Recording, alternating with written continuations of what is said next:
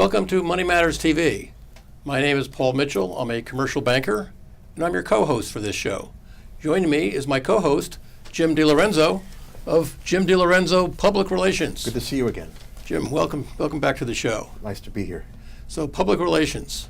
Yes, sir. Boy, it sounds like a pretty busy industry these days. It is. A lot of stuff going on. It really is. There's a lot of different new techniques that are coming in to play. The rise of social media, such as Twitter and Instagram and Snapchat. That has had a big impact on the discipline of public relations and trying to tell a story in what used to be 140 characters now is 280 characters on Twitter. Wow. You have to really come up with some concise message points and some compelling story ideas to get that message across in a short burst of tweets. You know, it's interesting. We had a guest on another show recently, and he has no presence at all in social media, whether it's Twitter or LinkedIn or Facebook or anything. That is interesting. Both personally and with his business. And he seemed like a pretty regular guy, too. Right. Well, I think you can still get away with that in certain businesses and certain fields. But I think, in my case, I work with a lot of charity and nonprofit organizations, also work with some sports and entertainment properties and some personalities. So you really need, in that instance, you really need to have a social media presence in order to keep your brand alive. Well, mention a charity. You don't have to mention the name if you don't want, but just the kind of charity it is and how the social media is used for that. Right now I'm working with the Andy Talley Bone Marrow Foundation, which is a charitable organization set up by the former head coach of Villanova University's football team, Andy Talley.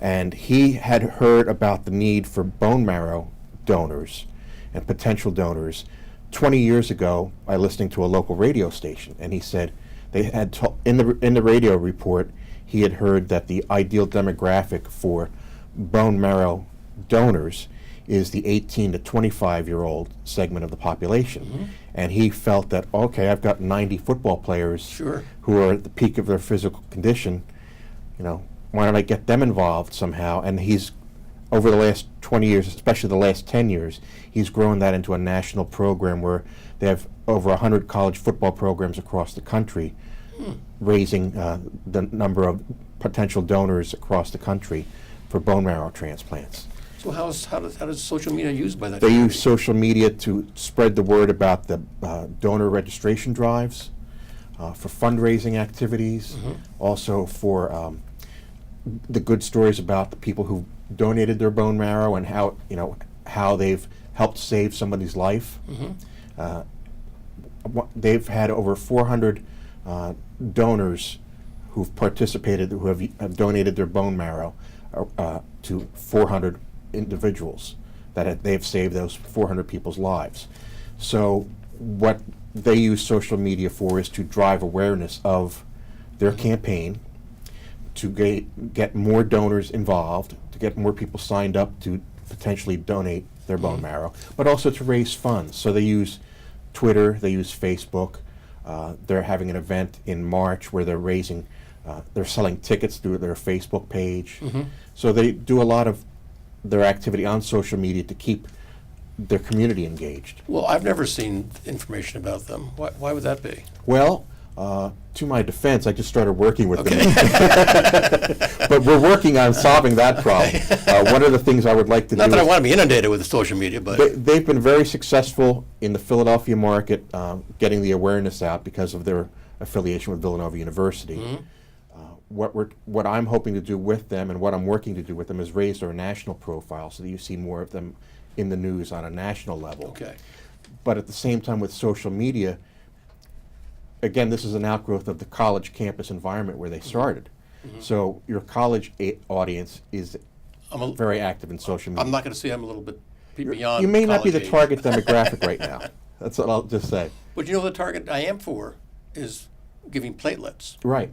I mean, you give blood, but platelets are another form. They just take the platelets out of your blood. You hook up the machine, and they go. And the other thing, it's a bigger deal. It takes 3 hours. And the other aspect of it too is fundraising. Whether they have sponsorships, whether they have individual cash donors, or financial support. What I like about some of the stuff the Red Cross has been doing with this platelet situation is they're actually telling me now where my platelets were used. Yes. They'll even tell a little story about it. That's a wonderful thing, and that's one of the initiatives I'll be working on with the Andy Talley Bone Marrow Foundation, is spreading the word about, okay, so-and-so donated their bone marrow, and it usually takes a year for them to know. They don't tell the identity of the person who received the donation until a year after the transplant. And then what we're organizing is match meetings where we bring the donor and the recipient together for the first time. Wow, yeah. So they get to see how their donation made this impact on somebody's life. So we're starting to do that more and more. That's good stuff. PR also has a lot of not such good stuff. I try to tend In to the take news, PR, to the stay away from that. twisting things, or the truth, or Yes. what kind of truth it is, and The fake news, fake Could be, news yeah. or whatever we want to call it these days. And what I've always believed and what I continue to preach to my clients, whether they be business properties or they be individuals, is that we all have very good stories to tell. Sometimes we don't know what those good stories are. So if we can keep telling our good stories and using public relations tools to tell those good stories and get that out there, we can kind of counterattack the negative stories that are out there. One of the things I'm working with Coach Talley and his foundation on right now is there are many negative stories about college football, whether it be money scandals, whether it be social scandals. But here's a really positive story about how we're saving lives through college football. And that's something that I want to counter the negative with the positive. right. So I work very hard to make sure that the positive stories are told, and I tend to stay away from crisis management or negative campaigns because Right. there are enough people that can do that and are specialized in that. Yeah. I'd rather concentrate on the positive. I mean, one of the difficulties is if it's on the internet, does that mean it's true? If it's on Twitter, social media, is it true? I mean, I look occasionally at some of these things and I spend maybe 5 minutes. I go, wow, really? Well, it's an interesting aspect of social media and the internet. I mean, I started working with the internet in '95, and I started working with an internet company in early '97, and a lot of people weren't unsure of what the internet could do or why it would be helpful for business, and now we can't imagine doing business without it. But one of the things I've thought about for years, when we were growing up, when we went to school, we were told that if we did something bad, it would be on our permanent record. And we didn't believe that then, because we might have believed it at the time, especially when we're younger, that, oh, this is going to be on your permanent record. And oh my God, this is going to follow me for the rest of my life. Now there is a permanent record. Yeah. It's called the internet. Oof. So- Of everything. There was an incident this past weekend when, don't want to put a timestamp on this, but when the Eagles won the Super Bowl, there were some incidents in the city of Philadelphia, and there were some public displays of vandalism and other things. And I'm sitting there watching this with my wife the other night, and I said to my wife, we're on camera everywhere we go. Yeah. There is a permanent record. And I think people have begun to forget that there's a camera in the elevator, there's a camera in the convenience store, there's a camera at the street corner, there's a camera in the ATM. So if you're going to do something bad, know that they will find you somehow. I have a neighbor, not an immediate neighbor, but about 2 blocks away that apparently videotaped a minor, I'll say a small level crime going on in his neighborhood. He has 6 cameras on his house. Oh my gosh. And this was high quality. I saw it on his phone. Right. I mean, he bought the cameras, but other than that, he doesn't spend a lot of money on it. And it just, he just keeps them going, and if he wants to look up something, he'll look up something. Right. Amazing. So there's video out there, and so when we're out in the community, when we're out in public, we're on camera right now, we're being recorded, but we're also being recorded when we're walking down the street, or we're being recorded when we're walking into a store. So you have to be cognizant of that, and you have to be aware that, okay, how do I want people to look at me? outside of my house? Yep. How do I want people to look at me outside of my office? And I preach to my clients and my friends to be aware of that, be cognizant of that. Don't be afraid of it, but at the same time, don't neglect it and don't overlook it. Yeah, yeah. Maybe I should carry around more often my underdog mask. Yeah, some kind of mask, or maybe a makeup kit, or I don't know. Yeah, yeah. Interesting. Always make sure your hair is in place. And, yeah. I try, but it gets more challenging as, Yes, as, same as here. we go. Yes. As we go. Well, what kind of businesses besides charities and that type of thing do you work Well, with? I'm working with some technology firms. I'm working with some business-to-business companies Okay. that provide services. And I also work with some sports and entertainment properties, whether they have a special event or... So for the last few years, I've worked with Penn Mutual Collegiate Rugby Championship, which is held every year in June, the first weekend in June, down at the Talon Energy Stadium in Chester. Okay. So I've worked with them for the last 5 years. Is this a soccer stadium? Yes. Okay. They have different sponsors, different names, so Right. it's hard to keep track of at times. So I see a lot of things that I try to do in the lead up to that event so that we can help sell tickets and make sure people are aware that the event is coming to town. Sure. And I just started working with the Philadelphia Freedoms of World Team Tennis. They're having their 2018 season is at St. Joseph's University's Okay. Hagen Arena this year. So right now I'm working on the rollout of their season ticket campaign and making sure people are aware to buy the tickets and where they can go to see the matches in July, and who's going to be on the team. That will be decided when they have their World Team Tennis draft coming up in the middle of March. We know we have a question from one of our viewers. Yes. That thing's right up your alley. I hope so. Barbara Woods of Philadelphia asks, what is the difference between branding, marketing, and public relations? That's an interesting question, Barbara, and I get that a lot. And the way I look at it is there are three legs of the stool. There are three disciplines in and of themselves. I work primarily in public relations. I've been in public relations all my life since I was about 18 years old. So I look at public relations as a tool that people use in marketing a company or a brand. Branding, the first part of your question, branding is the establishment of a brand name, a logo, an identity, and that can be done through creation of a logo, an image, The name? a name. You know, think of all the different names. Like Google changed their corporate name to Alphabet several years ago, but people still think of Google as Google. They don't Right. think of Alphabet. Sure. So they have the challenge of, do they want to be known as Alphabet? Do they want to be known as Google? Which is a good problem for them to have because Google is so well known. But think of other companies that have changed their name or changed their logo and how they go about it. The branding process is such that they went to their audience, they went to their buyers, they went to their consumers and said, what do you think of this name? What do you think of this name? What do you think of this logo? What do you think of this image? And you better not have that name mean something else in another language. Exactly. That's unsavory. That has happened too. So you have to be very careful what you do, and the branding is one component of marketing. Marketing is kind of the umbrella that we all reside under. Branding, public relations, marketing, advertising. On the marketing side, like I said, I look at that as the umbrella that we all live under.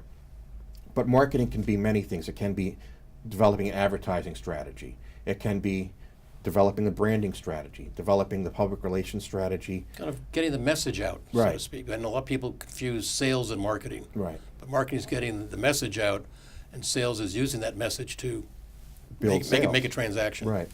And the marketing can also cover things as mundane as packaging. What does the package look like that you buy your product in? Is there a package? What does it say on the package? So there are a lot of different aspects under that as well. On the public relations side, I look at public relations as public relations. I'm out there meeting people. I'm out there relating to people. You need to have a message where I want to be in touch with my community. I want to be in touch with my consumers, my audience, the people I want to buy my product, people who want to influence the sales of your product or your service. So I work with my clients to build their level of trust with the community that they serve. So whether it be the Andy Talley Bone Marrow Foundation, or whether it be the Philadelphia Freedoms, or whether it be the Penn Mutual Collegiate Rugby Championship, or even Wizard World Comic Con. I work with their brands to make sure that their stories get told. And I try to find as many good stories to tell and help people feel a relationship to that company. You want to work on that feeling. Sure. You don't the emotion, right? Right. You want to work on the emotion, not the thinking part. You want to work on the heart part. Yeah. Very good. Well, I'm glad you were here, Jim, because that question was right up your alley. You're a pro at this stuff. I hope I was helpful. So thank you very much. You're welcome, Paul. There's another way that our viewers can send in questions, and here's how to do it. And watch this. You can have your questions answered on Money Matters. Please go to our website, money-matterstv.com. On our homepage, click on the banner on the right that says Send Us Your Questions. While you're on our website, you can find information about our hosts and guests, as well as show notes and links about this show and past shows. Money Matters is also available as a podcast on iTunes and Stitcher, so you can listen to Money Matters while you're on the go. That website address, again, is money, M-O-N-E-Y, -matters, M-A-T-T-E-R-S, TV.com. And now it is time to introduce our featured guest for this show. Our featured guest is Virginia Hinrichs McMichael, Esquire, of the Appellate Law Group, LLC. Virginia, welcome to the show. Thank you, Paul. It's great to be here today. So you sound like a very specialized type of attorney. Well, I am. Appellate Law Group is an appellate boutique, and we represent clients, individuals, and corporations in the state and federal courts in Pennsylvania, principally.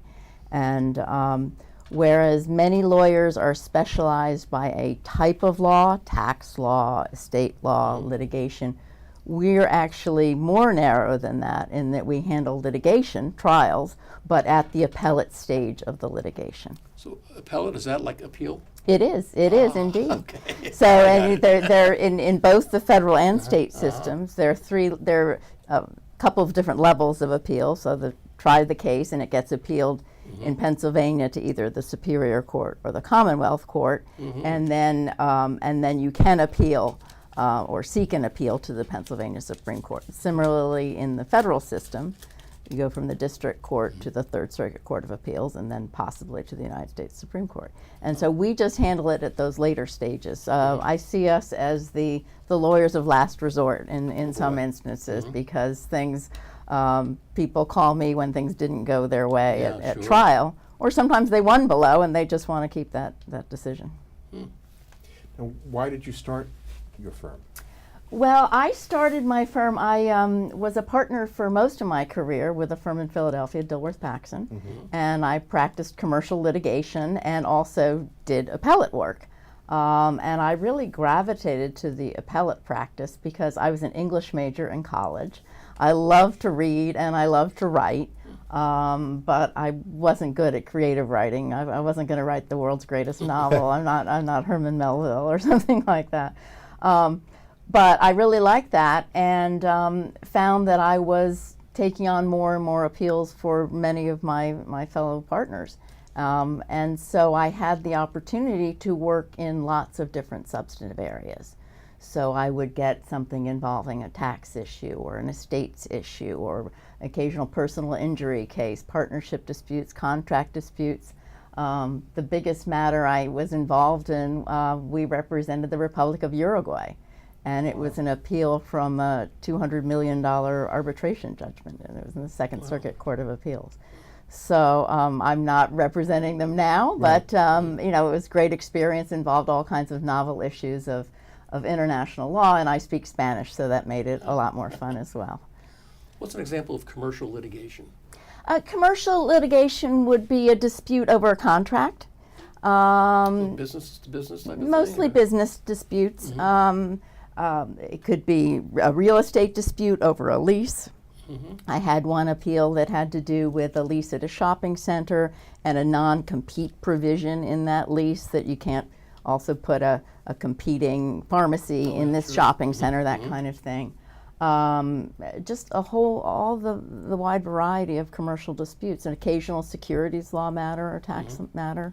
The thing that I liked about my practice is that it kept me on my toes, and still does, because every case is very different. Oh, yeah. And you learn a new substantive area of the law with each case, and there's overlap, obviously. In 30 years of practice, you see a lot of things over and over, but I enjoy really delving into a different fact situation, meeting different clients.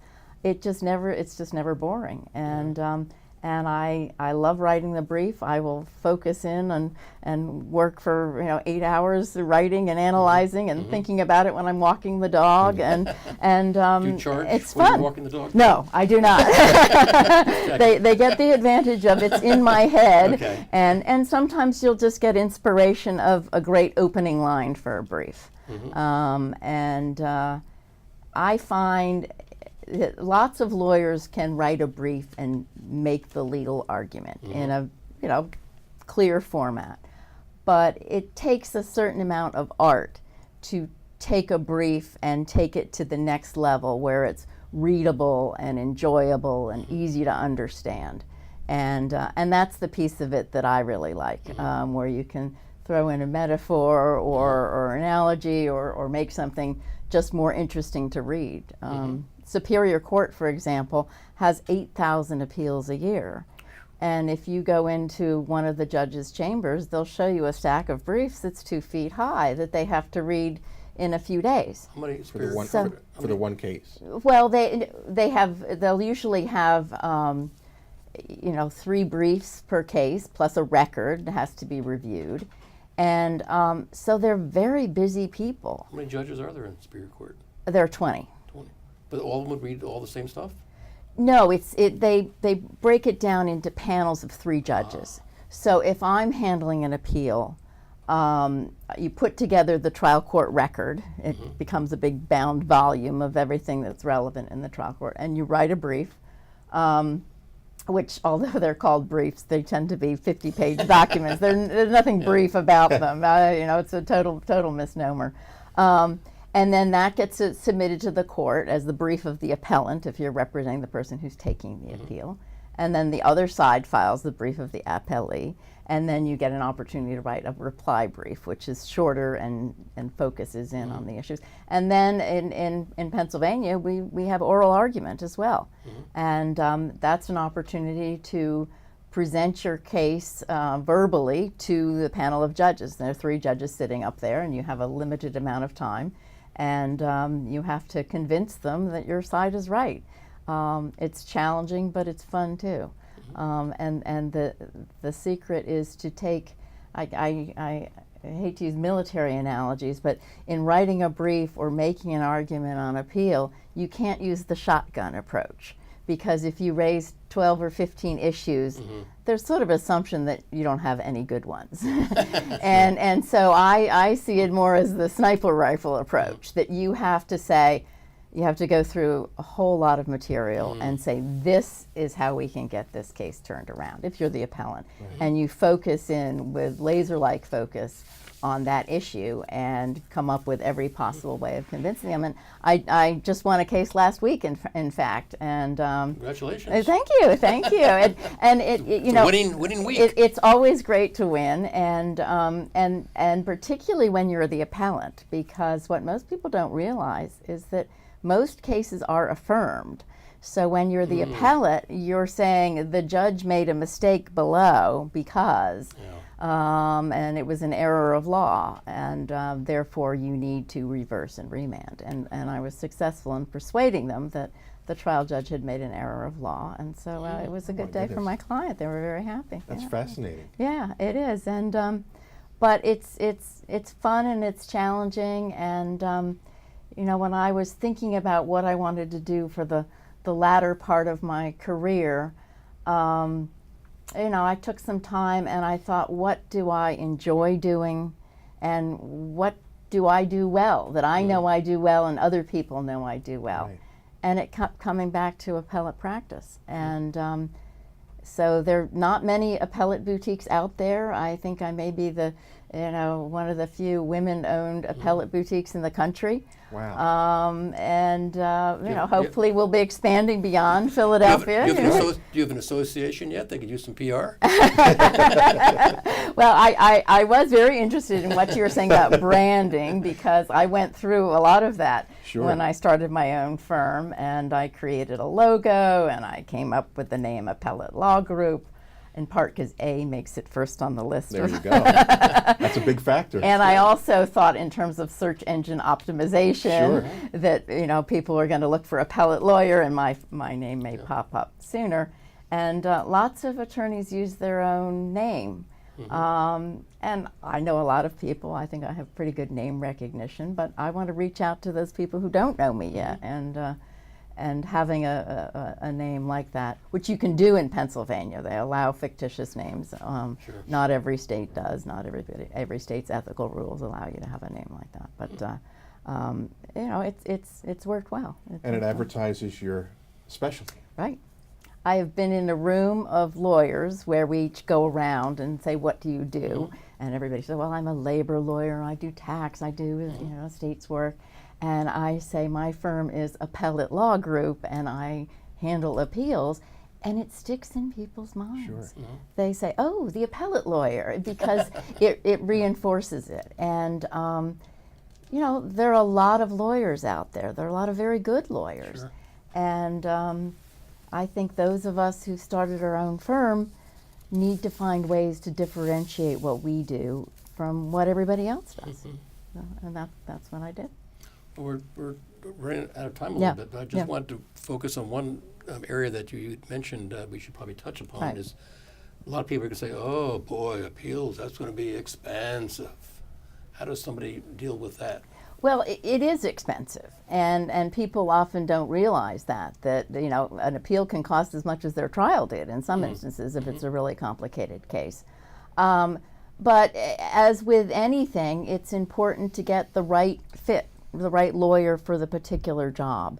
And I think lawyers have become more specialized over the years. And finding the right fit is good. And then there are also different kinds of fee arrangements. I mean, most lawyers bill by the hour, but you can do some types of matters are appropriate for a flat fee or a blended rate, whereas the different lawyers at a firm charge the same rate. So for one price, you get somebody with more experience and somebody with less. Contingent fees, even in appellate cases. Okay. Occasionally, there's a role for a partial contingent fee. So I think it's important for people to be careful in who they hire. I think sometimes people make the mistake of thinking they could do it themselves, and it's a lot more complicated than they realize. There are lots of things we can do ourselves. I mean, you can give yourself a haircut, but it's not as good as the one that you get at the barber shop. So It if just our isn't. viewers wanted to contact you, they would just Google your name, or You can, and I even have an 800 number. Oh wow! Yeah. Okay. So With the Appellate Law Group, I think that appears on the screen. Yeah. So Yeah.